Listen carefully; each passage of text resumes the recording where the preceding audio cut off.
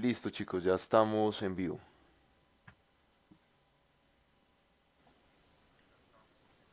Muy buenas noches a todos y a todas. Sean bienvenidos a esta charla de FICIME sobre la memoria proyectada en el cine y el heavy metal argentino. Bienvenidos a todos los que nos están viendo en este momento en Facebook Live o a quienes se van a conectar después y pueden apreciar esta grabación. Tenemos un invitado súper especial desde Buenos Aires. Está Sergio Minori. Sergio, bienvenido a FICIME. ¿Qué tal, Carolina?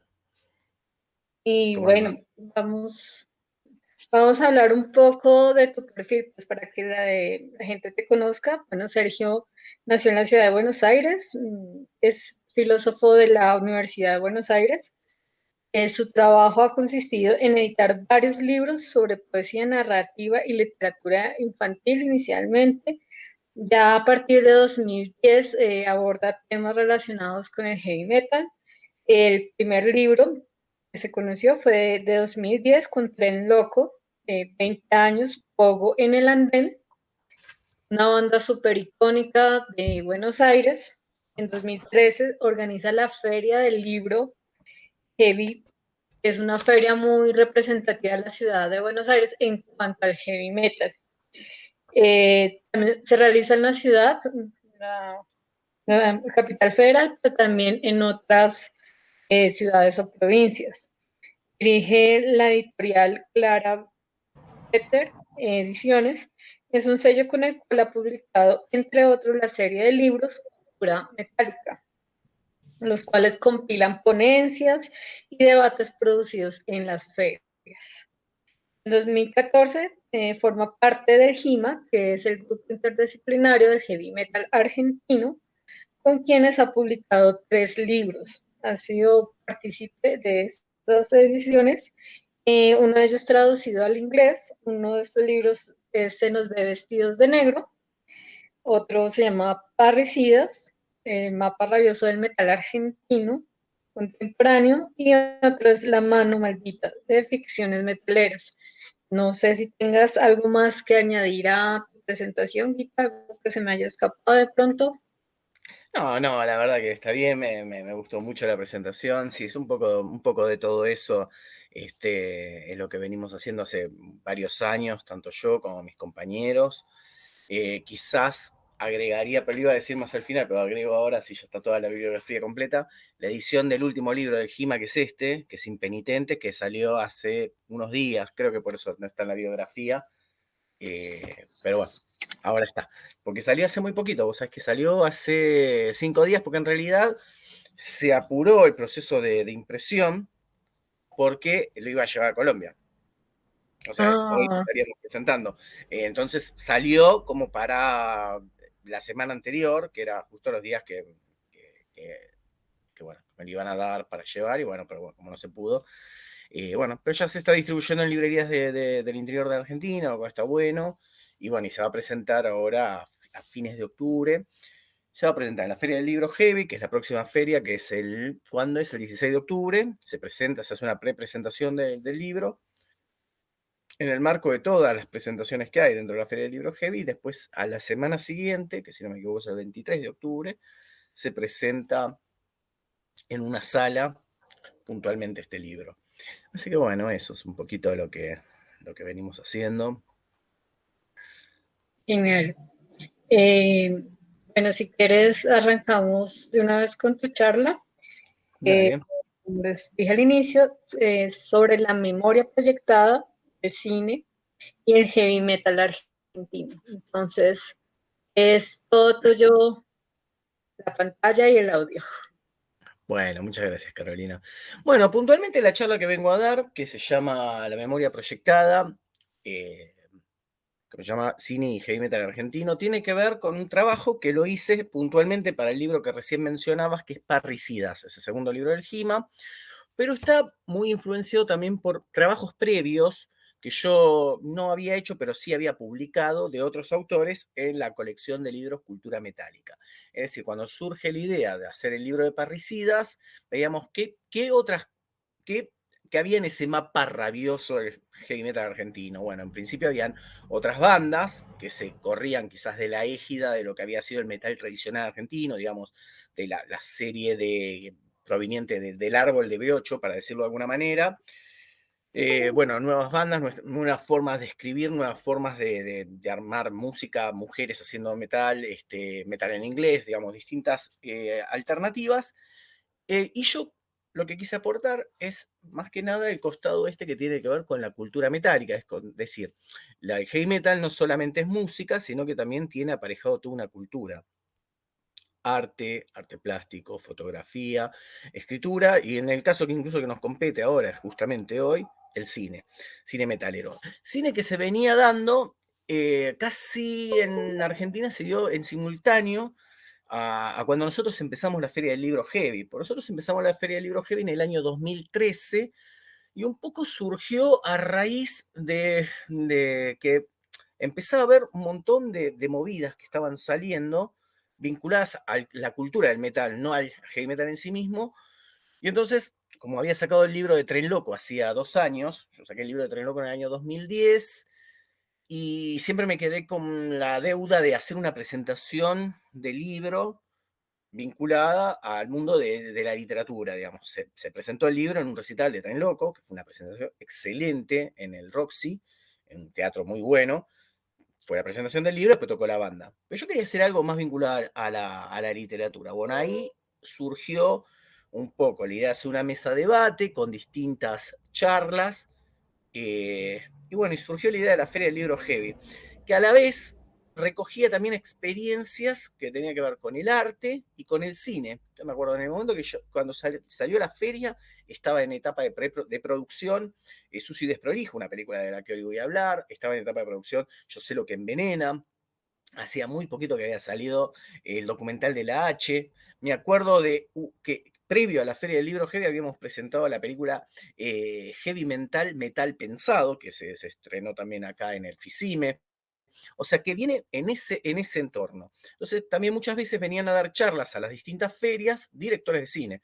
Por ejemplo, cuando salió Sucio y Desprolijo, vinieron los directores, presentaron la película, también se presentó la película de Borax, de la que voy a hablar también, se presentó la película...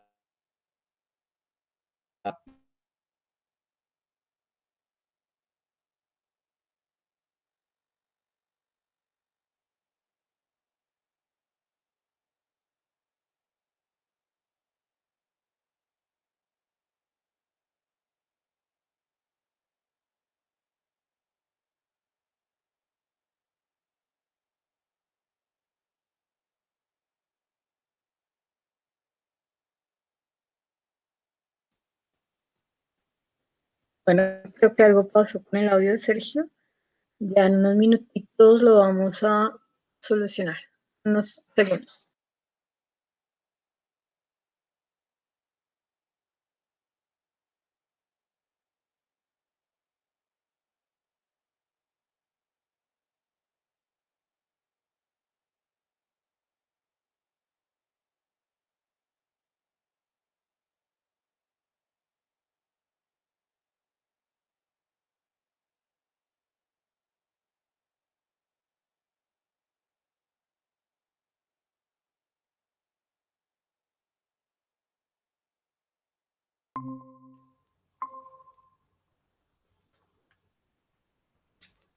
Hola, Bueno, ya estás acá de nuevo. ahí se escucha. Sí. Perdón, no sé qué, espero que no se siga cortando. Bueno, luego de esta breve pausa publicitaria, bueno, les contaba que para el año 2018, cuando hicimos Parricidas, dentro del conjunto de ensayos, que es la manera que trabajamos en el GIMA, de escribir ensayos, pero no son ensayos que cada uno escribe por separado y después se recopilan, sino que planteamos los temas, los discutimos, todos aportamos y bueno, cada uno después escribe lo que se le ocurrió, pero con el aporte de los demás. Bueno, el mío fue el aporte del cine. Yo quería poner una parte que para mí es transversal, el cine el heavy metal argentino, porque van de la mano desde el minuto cero. Es decir, si bien el cine y el metal van de la mano, ¿no? Desde siempre, si uno piensa Black Sabbath, quizás para muchos o para todos, la banda pionera del metal en el mundo, tiene el nombre de una película. No nos olvidemos, la película de Mario Bava. Entonces, podemos pensar que a partir de ahí, bueno, el vínculo está muy presente. El vínculo del cine y el metal está presente siempre y retroalimentándose. Es decir, en muchas películas que influenciaron a bandas, como Black Sabbath, el nombre, y diversas, como a su vez también la música de metal fue mezclándose e interviniendo películas. De hecho, hay toda una serie ahora de películas que incluso están presentando ustedes. El heavy metal en la Argentina también está vinculado al cine desde el minuto cero, porque hay una experiencia muy, muy particular, que es que justamente en el cine Lara, que es un cine que estaba en el centro de la ciudad de Buenos Aires, desde finales de los años 70 e incluso hasta los primeros años 90, se pasaba una vez por semana, creo que los sábados, en la trasnoche, la película The Song Remains the Same, la canción siempre es la misma, de Led Zeppelin. Ese hecho generó un folclore, es decir, de gente que iba continuamente, todos los sábados, a ver, porque era un lugar de encuentro. O sea, de las primeras huestes metaleras en la Argentina, uno de los primeros lugares donde se encontraban era el cine Lara, ¿no? A ver la película, también era, bueno, toda la gente que fue, yo no fui porque era muy chico, pero toda la gente que fue tiene millones de anécdotas, porque, bueno, obviamente que eran ya una película que ya nadie la veía por primera vez, o sea, todos lo veían ya por muchas veces, y qué sé yo, fumaban, se quedaban, después seguían, se iban a un recital o seguían, digamos, la parranda. Entonces quiere decir que ya desde ese comienzo, ¿no? Y bueno, y puntualmente en lo que es la producción de cine, en el primer momento, lo primero que aparece es en una película muy particular, que es justamente la película Buenos Aires Rock. En la película Buenos Aires Rock es una suerte de documental, ¿no? Registro, en donde va a aparecer una serie de bandas que tocaron en este festival que se llama justamente Buenos Aires Rock, que fue la cuarta edición. Durante la década del 70 se habían hecho otras ediciones antes de la dictadura, y bueno, justamente en el momento que estaba terminando la dictadura, en el año 82, se hace este Barrock 4.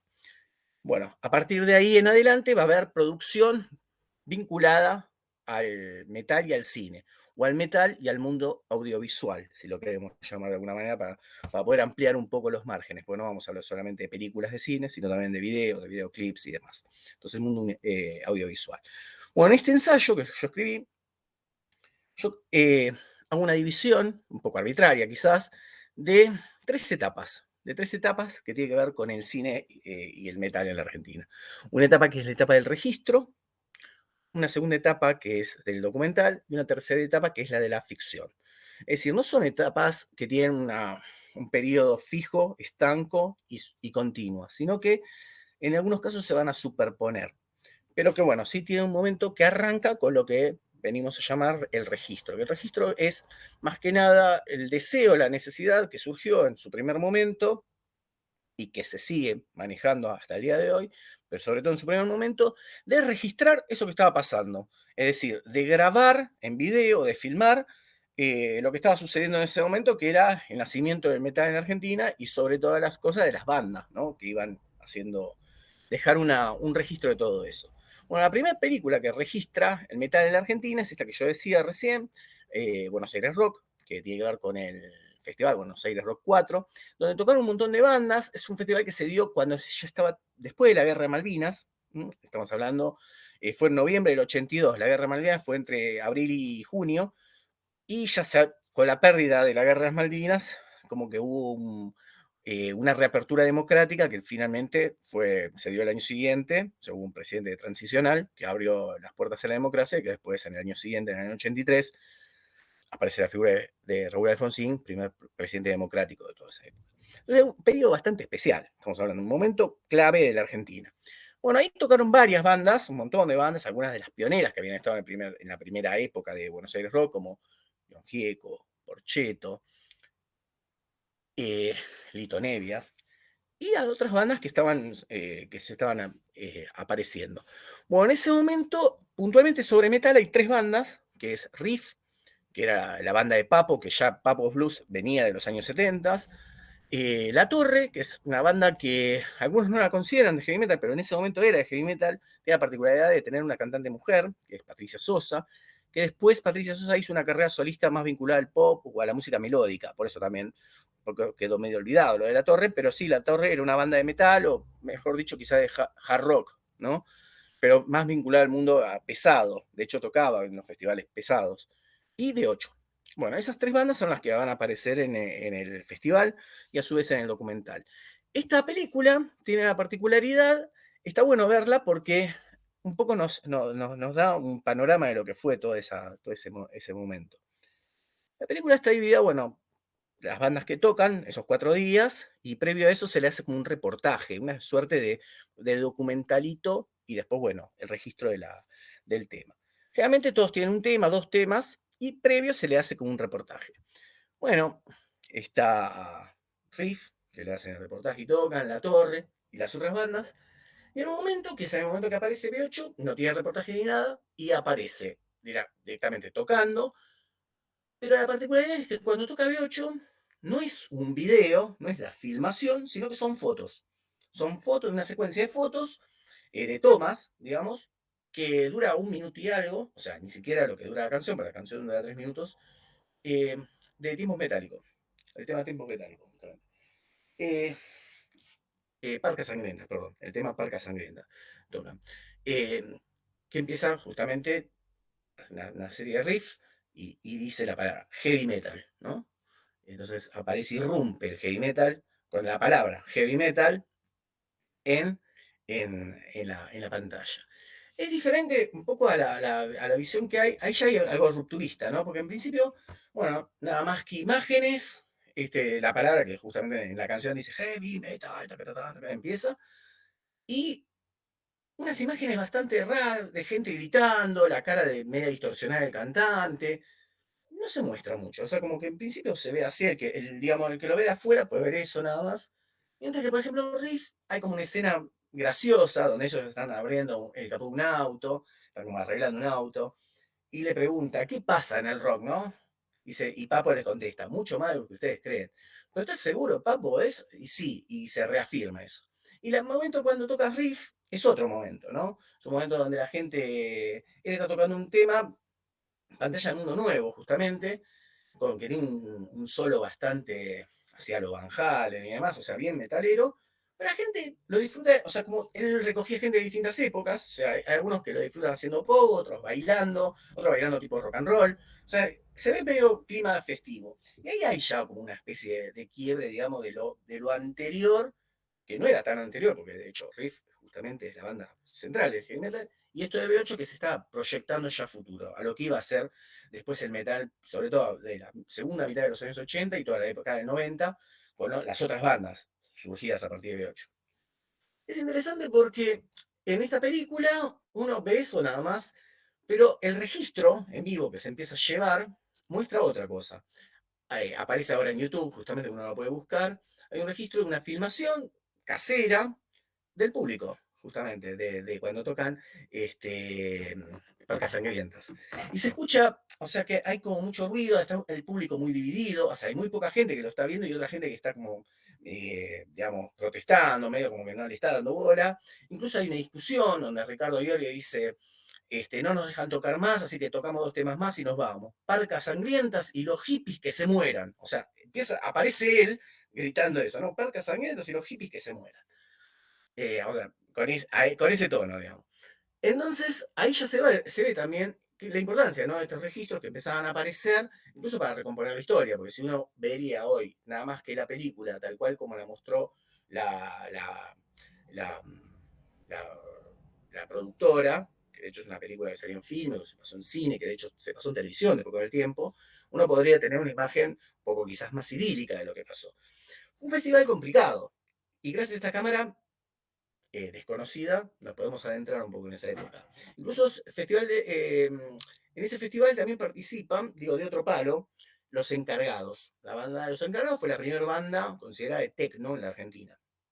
O sea, en ese año 82 había de todo, había rock, metal, techno. Y bueno, Los Encargados no están en la película. Y tampoco hay un video así como el que lo tiene B8. Pero sin embargo, en el libro que escribe después un periodista, Gustavo Núñez, con Daniel Melero, justamente él recuerda eso y recuerda de que cuando él suben los 4, todo vestido con ropa plateada, así medio la onda Kraftwerk, digamos, le empiezan a tirar naranjas y le hacen volar el teclado. El tipo toca 2 teclas y lo empiezan a tirar naranjazos. La cuestión que se baja, se tambalea, qué sé yo, no llega a tocar ni un minuto de nada y no queda filmado ni nada. Y cuando pesan habían 30 kilos de fruta. O sea, los hippies tranquilos, pacifistas y post-dictadura que estaban entrando en una democracia. O sea que en el marco de un festival pacifista y pro-democrático estaban pasando, digamos, todavía todas estas cosas, ¿no? Como para tener un panorama de época.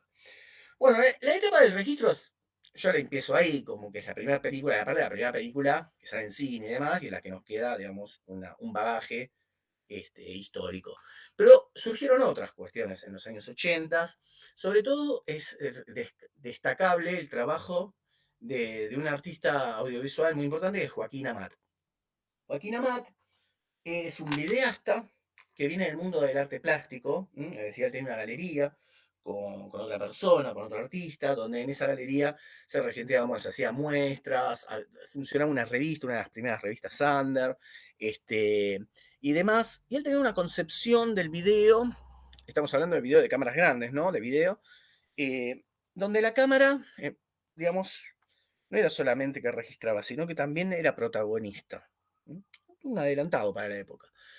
Él conoce a finales de los 80, en el 87, 88, a B8 y se suma, y de hecho filma el último recital de B8, que se llama justamente Taiwán, que es en San Telmo, Última Noche en San Telmo, algo así se llama, ahora después lo voy a decir bien, donde justamente registra lo que fue el último recital de B8, ¿no? Con también un público dividido, que había habido también un poco de lío, y que incluso se aparece la voz de, que yo lo rescato en el artículo anterior, de, de la voz de Beto Samarvide, que dice, bueno, vayan a hacerle otra parte. Esto no es un basural, dice justamente, ¿no?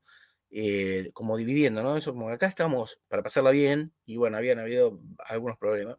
Está bueno porque registra. A partir de ahí él empieza a registrar Hermética, ya es el último recital de B8, él se queda con Ricardo Iorio y empieza a registrar los primeros shows de Hermética, que son bastante particulares porque uno se da en el Centro Cultural Recoleta, que es un centro cultural, digamos, nada que ver con el heavy metal, sino más bien de la clase alta, o de la alta cultura, y donde Hermética ahí va a hacer un show, que si no me equivoco es el primer show que hacen, él lo va a registrar eso, y va a registrar distintos recitales en el conurbano, eh, pero siempre con un plus, no es que solamente graba el recital como para tenerlo para el recuerdo, sino que también, por ejemplo, graba la entrada de la gente, entonces uno puede reconocer cómo era también, ¿no? Ir a un recital en esa época, nada que ver con ahora.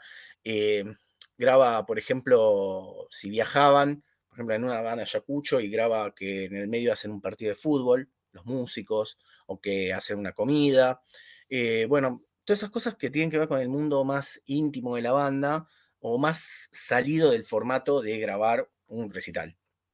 Pero sí, se grababan recitales. De hecho, hay un video muy interesante que se llama Ensayo en Lomas del Mirador, ¿no? Ensayo en Lomas del Mirador, donde ellos están esperando para ensayar. Están en la parte de afuera de la sala y y él le pasa la cámara a los diferentes músicos. Los músicos se filman entre sí y, digamos, y hay toda una experiencia de la cámara donde participa, es un personaje más, digamos, de la ficción que hay ahí, que es de ese videíto, y a su vez eso se retransmite en unos televisores que habían, entonces hay todo un metalenguaje muy interesante que se hacía. Estamos hablando de primeros años 90, una Argentina neoliberal, en un barrio del conurbano, porque es Loma de Mirador, digamos, yo soy de ahí, del barrio al lado, eh, y es muy interesante el trabajo pionero y adelantado de Joaquín Amat. La verdad que es una maravilla que lo haya hecho y que nos haya quedado, porque ahora tiene un canal que se llama Joaquín Amat, donde uno lo puede ver todos esos videos que yo estoy hablando, ¿no? Porque esos videos después, bueno, van a servir también, van a ser insumo para la siguiente etapa, pero en ese primer momento ya estaba eso. También las bandas, digamos, más allá de este caso particular que es Joaquín Amat, las bandas de esa época empezaban también a grabar sus videos, a grabar recitales. De hecho, hay algunos VHS, empiezan a aparecer los VHS que se empiezan a comercializar, digamos, como en los videoclubes, así como alquiler en videoclubes, ¿no? Era muy común a finales de los años 80 encontrar VHS de bandas, que yo estaba el de Chateau Rock, donde estaba, ¿cómo se llama? Riff, y están los Ratones Paranoicos también, que todavía era una banda que era de rock, pero bueno, se la considera más pesada. Está, ¿cómo se llama? Ya en los 90s, los primeros años 90, está el video de Hermética, ¿no? Hermética en Argentina, 1993, que es justamente el registro de ese show impresionante que hizo Hermética. También es interesante un trabajo que hizo Tren Loco, bueno, algunos años después, en el 97, que hace un trabajo que se llama Biografía, donde en Biografía, medio que lo dirige Gustavo Zavala, hay otro director también, eh, hacen como una suerte de documental ellos, digamos, se filman, pero a su vez también tienen grabaciones que ya habían hecho durante esos 7 años, digamos, del 90 al 97, que las van metiendo, algunos videoclips y el recital de lo que fue en el Teatro Santa María en el 97, que como dato color fue el mismo día del último concierto de Soda, y que para mí, que estaba, digamos, que había sido muy fanático de Soda Stereo de chico, tal es así que mi último libro que salió hace poquito es sobre Gustavo Cerati, como que entré en una disyuntiva, o sea, no lo estaba viendo Soda Stereo, hacía mucho ya, pero como que era la despedida, y si Cerati decía que era la despedida, no iba a haber una vuelta más. Y como que me quedó y dije, no, voy a ir a ver a Tren Loco, justamente, que estaban por filmar ese video. Y bueno, nada, y fue como muy emotivo, siempre me los acuerdo porque fue el mismo día. No me quiero equivocar que fue el 19 de septiembre del año 1997, que el otro día justamente me acordaba porque hicieron ese aniversario, así lo de eso. Bueno, ese video, Biografía, incluso le abre la puerta a Tren Loco, porque ellos lo sacan en VHS independiente, ya no para videoclubes, sino como venta, se vendían en los recitales. Y ese video llega a Ecuador, y gracias a ese video, que lo empiezan a pasar, ellos lo llaman, lo convocan y empiezan a tocar en Ecuador. Ecuador es uno de los países que más lo quiere a Tren Loco, donde más veces han tocado. Digamos, como que incluso fue una herramienta de trabajo, una herramienta de promoción muy importante para una banda independiente como es Tren Loco, ¿no? Después Tren Loco también, unos años después, cuando cumplieron 10 años, hicieron otro VHS, que era 10 años en vivo en cemento, ¿no? También de ese momento tenemos un VHS que se hizo en el Parque Sarmiento, que lo hizo Almafuerte. O sea, hay distintos VHS que también tienen lo del registro y tienen distintas formas de moverse. O sea, pueden ser, en algunos casos, los primeros se alquilaban en videoclubes, como te digo, este de Hermética, o en este que estaba Riff, o hay una de Rata Blanca también, o bueno, se vendían en los recitales. En esa época del registro también es importante, y de los VHS, destacar la labor de dos lugares de difusión muy importantes. Uno fueron los videobares. Los videobares, yo calculo que ustedes también tienen. De hecho, cuando fui a Ecuador, que es al ladito, había, y fuimos ahí a un videobar. Básicamente un bar que pasaban videos, sobre todo de bandas internacionales, porque era lo que más había. Uno podía ir pero también mezclaban con videos nacionales. Yo me acuerdo que, por ejemplo, Apocalipsis en Flores, era un lugar maravilloso donde uno veía toda la noche videos y se quedaba con amigos, y donde también los metaleros, no solamente el público, sino también iban músicos. Por ejemplo, en Apocalipsis me acuerdo de haberlos visto un montón de veces a los músicos de Rata Blanca, tomando algo, o sea, saliendo de su tocada y después yéndose al video bar a disfrutar con sus novias, sus amigos, la gente cercana, y bueno, y algún fan que quizás se le acercaba a molestarlo. Y ahí sí, hay un montón de videos bares donde pasaron estos primeros videos. Me acuerdo puntualmente haber visto el de Hermética ahí. Y otro espacio muy importante que tuvo el heavy metal en esta etapa del registro y de videos son los canales comunitarios, también llamados canales alternativos, y también despectivamente canales piratas, es decir, canales de barrio, cuando todavía mucho el cable no estaba, incluso conviviendo con el cable también, uno con una antena podía llegar a encontrar un canal zonal, que era comunitario, que lo hacía la gente, que básicamente lo hacía gente quizás de la izquierda o con cierta ideología que quizás quería darle voz a su comunidad, y bueno, y se cargaba en contra de la represión del Estado, porque estaba haciendo algo ilegal, ¿no?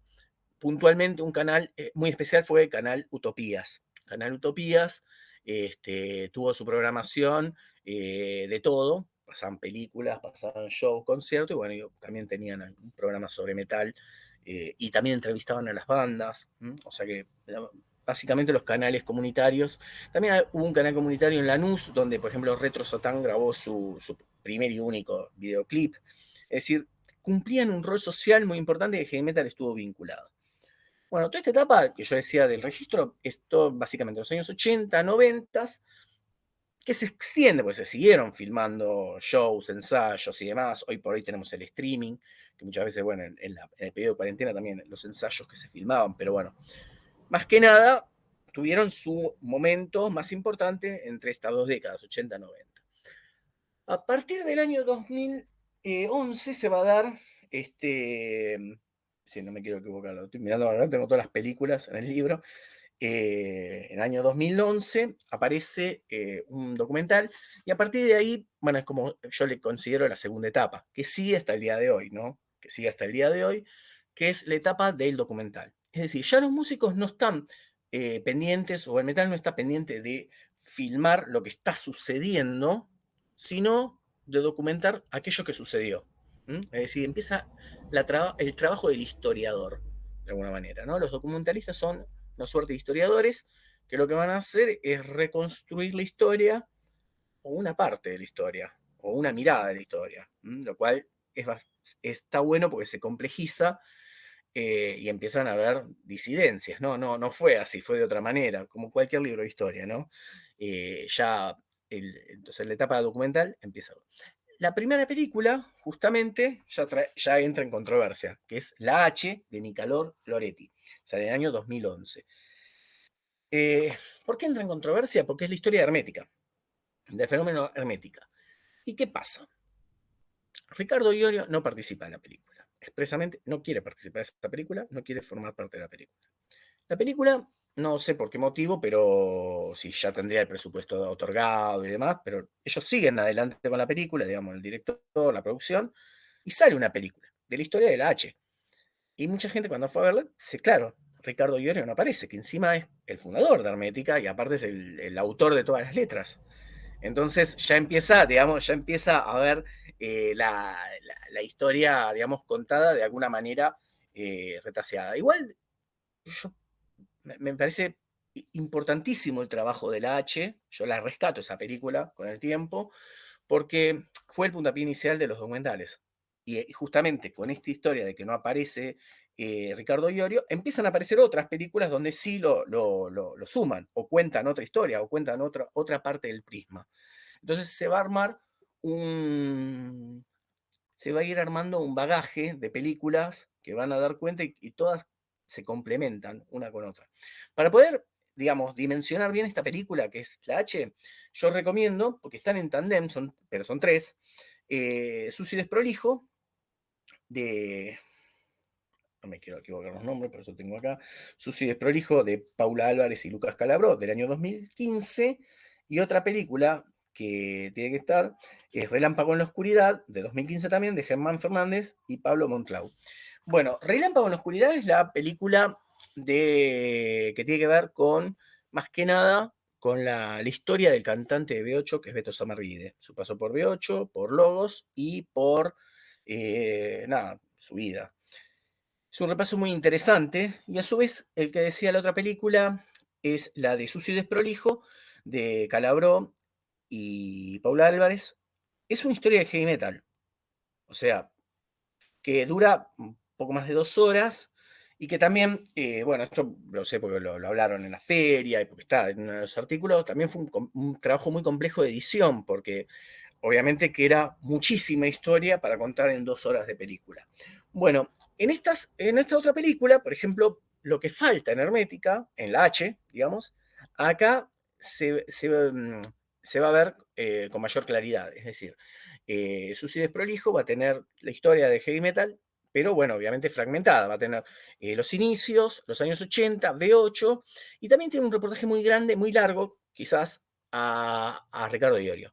Donde, bueno, ahí, como que si en la otra faltaba, en esta quizás está, y está bastante. Entonces, digamos, como que se complementan porque es como que uno va armando el rompecabezas. No hay una película que cuente todo, sino que tenés que verlas las tres. Y en la otra película que decía, En Relámpago en la Oscuridad, si bien es la historia de Samarride, va a aparecer Ricardo, sobre toda la parte de B8 muy trabajada, y el final.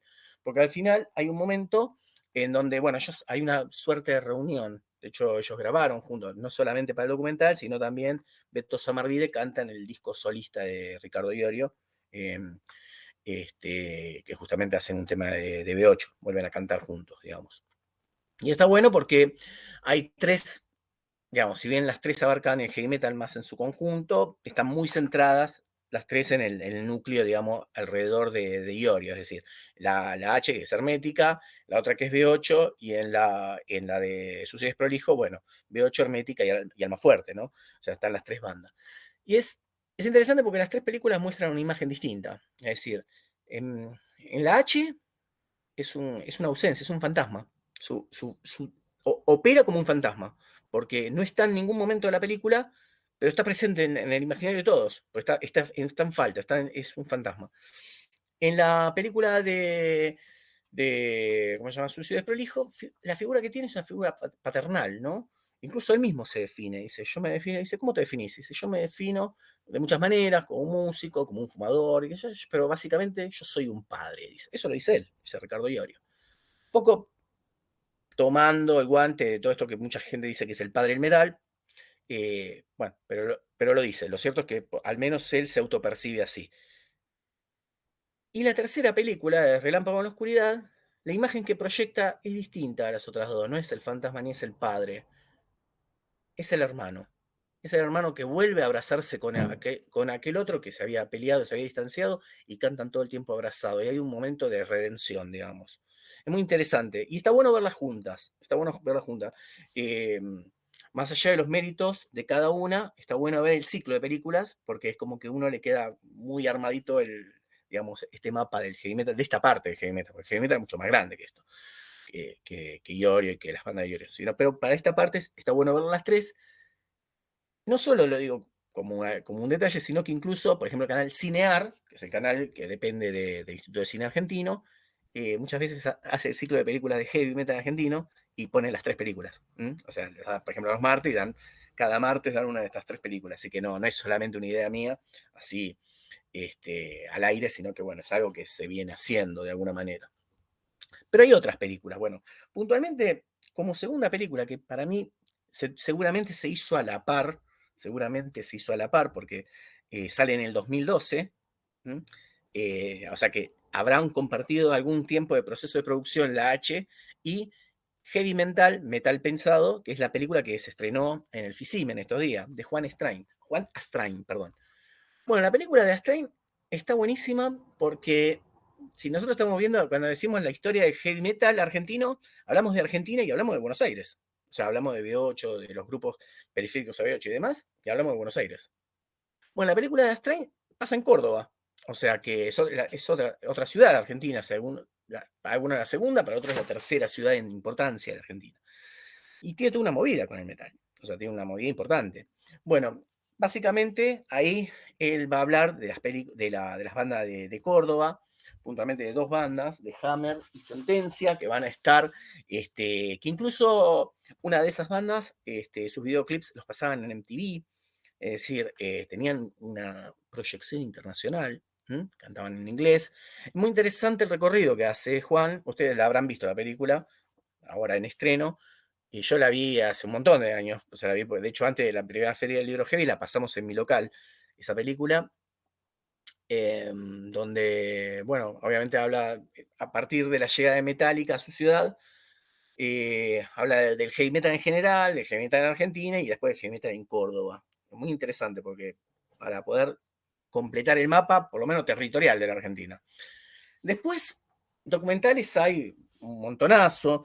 Yo rescato, por ejemplo, el documental que se hizo sobre Borax, que se llama, acá lo tengo, Sueños de Rock. Se llama Sueños de Rock. Lo hizo director Alexis Lloquera. Está buenísimo, es sobre la banda Borax. Los Borax, que es una banda de el barrio Villa Soldati, una zona sur de la ciudad de Buenos Aires, un barrio con monoblocks, un barrio obrero, digamos. Muy interesante todos los años que esta banda ahora está cumpliendo 40 años, ¿no? Y él desde el fanatismo, hace 10 años atrás, lo siguió en sus conciertos, lo siguió. Y es una película que, sobre todo, lo interesante es que se hizo sin presupuesto. O sea, que todo lo que hay, todas las virtudes que hay son las virtudes del director, digamos, que supo hacer con presupuesto cero una película emocionante, película muy linda también. Es un canto, digamos, a los sueños de rock, ¿no? A todas las dificultades que tienen las bandas de rock, en este caso, Borax. Así que, nada, está buenísimo. Después surgieron películas documentales sobre lugares emblemáticos del metal. Por ejemplo, Cemento, el documental que hizo Lisandro Carcavalio, y ahora hace muy poquito, esa sí no la vi, porque salió hace muy poquito, y estuvo en el festival, digamos, de este año, y no la vi. Vi otra película que se hizo online incluso, que es justamente la película del Paracultural, que es otro lugar también emblemático, donde tocaban tocaron bandas de todo, de rock, de punk, de metal, ¿no? Así que bueno, son dos lugares sobre películas sobre lugares.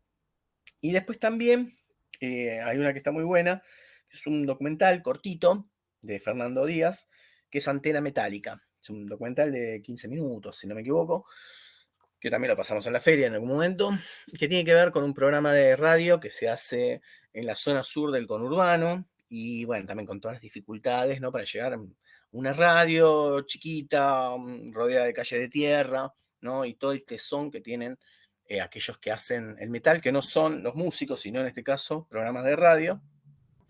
Y también en una tónica similar, pero con mayor presupuesto, y obviamente que una de las películas que también dan en el Cinear es la película sobre, que se llama El Blues de los Plomos. Plomo, el término plomo se le utiliza para los asistentes del escenario, ¿m? Aquellos que van con los cables, van con los instrumentos, digamos, la gente que acompaña a la banda. Bueno, el Blues de los Plomos es una canción, incluso, de quien fuera el plomo de León Gieco. Es su canción quizá más conocida, y la hace con León Gieco también. Y bueno, y en estos plomos que hacen el recorrido, hay varios plomos de Almafuerte, digamos, desde el palo heavy, pero también hay de otras bandas de rock y demás.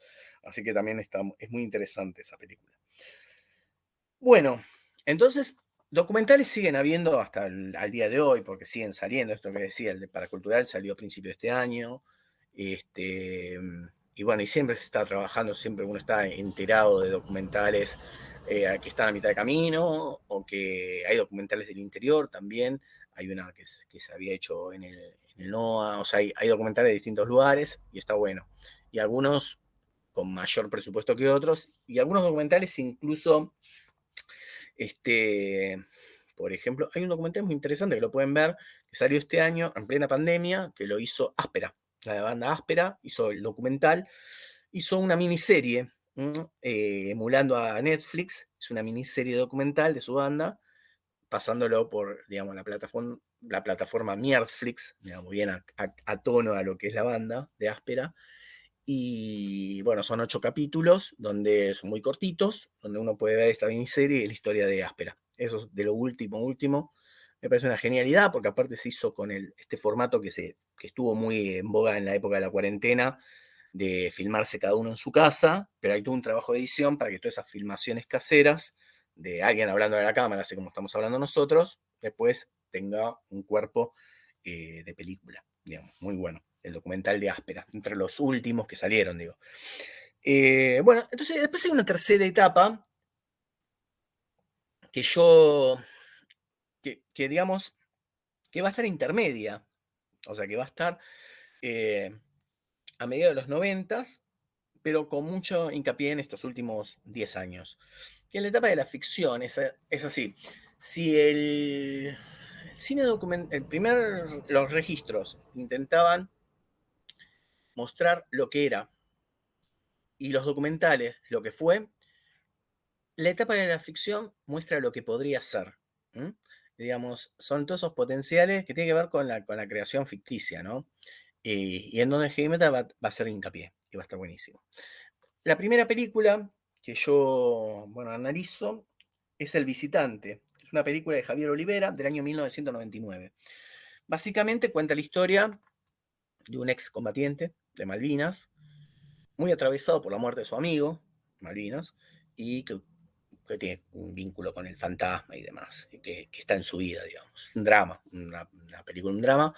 Para esa película está atravesada por el metal básicamente porque la música de la película, llama el tema del visitante, es el más fuerte, que la compone especialmente para la película, y donde incluso los actores, digamos, los personajes de la película, van a ver al más fuerte. O sea, hay una escena donde uno le invita al otro a ver al más fuerte, y hablan, ¿no? En la parte que dice, uy, qué bien que está tocando el Tano, haciendo referencia al Tano Marcielo, y dice, te conté que el Tano me invitó a zapar un día de esto. O sea, hay todo un diálogo donde, digamos, la frontera entre los personajes y los músicos como que están muy unidos, digamos, ¿no? Como que forman parte de lo mismo, de todo ese entorno.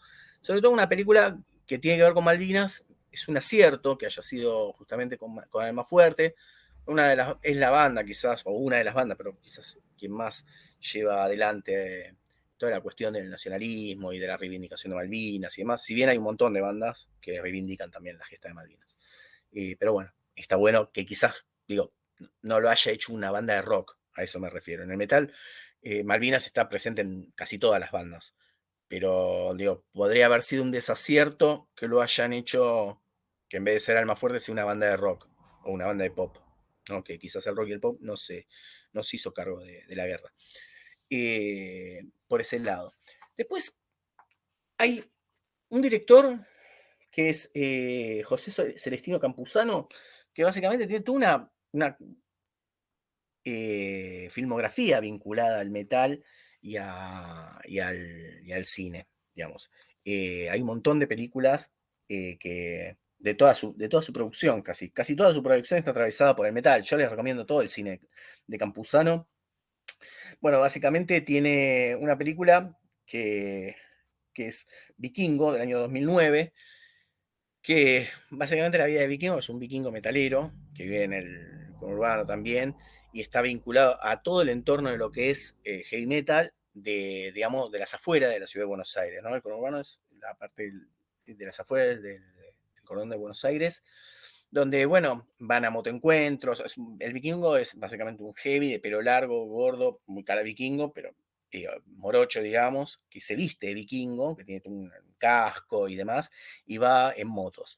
Las motos son súper importantes en las películas de Campuzano. Ya tenía otras películas, como por ejemplo Legiones, Tribus Urbanas Motorizadas, del año 2006, que está también, que tiene que ver con donde aparece por primera vez el vikingo, ¿no? Son las legiones, tiene que ver con el mundo de las motos. Pero en Vikingo, puntualmente, va a haber también una historia con los motoencuentros y demás, que son encuentros que quizás no son muy conocidos, pero sí son encuentros de motos donde los motoqueros van y tocan banda de heavy y de rock. Vikingo, bueno, es la historia del vikingo que conoce un día a otro motoquero que estaba durmiendo, que, digamos, en una casa abandonada, y bueno, y lo lleva a su casa, y hay toda una cuestión con el barrio, hay toda una cuestión de la moral, de la eticidad, toda una cuestión con la ética metalera ahí, ¿no? Son anarquistas por un lado, van sin ley, pero hay toda una serie de códigos que tienen entre ellos. Otra película muy interesante es Bill Romance, también del mismo autor, donde básicamente hay un personaje heavy, ¿no? Que tiene un vínculo homosexual con otra persona. No es una película, digamos, complaciente para nada, es una película dura, donde, bueno, hay arbitrariedades, hay una película muy interesante para ver, y para ver el mundo de la homosexualidad, digamos, de marginal y de los pobres, ¿no? Porque hay toda una reivindicación hoy por hoy en el cine de la homosexualidad y demás, pero desde un lado medio glam. Este lo muestra desde un lado más marginal. Y después hay otra película también que actúa el mismo actor que está en Bill Romance, también actúa en otra película que se llama Fango, que básicamente es la historia de dos metaleros que quieren armar una banda que una trash con tango. Y bueno, y están buscando músicos y demás, y bueno, y pasan también una serie de secuencias con